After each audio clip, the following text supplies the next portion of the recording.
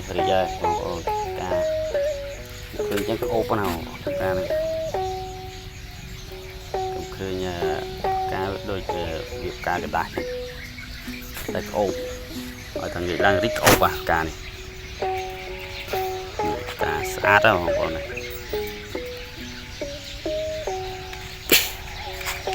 ទេធម្មជាតិស្រុកខ្សែពេល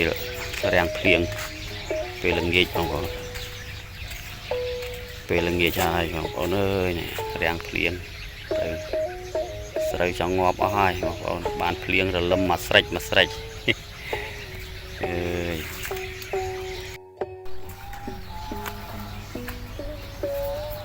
រោងគោអត់អាណិតពេកបងប្អូនអើយអាណិតទុកមុខក៏វាក់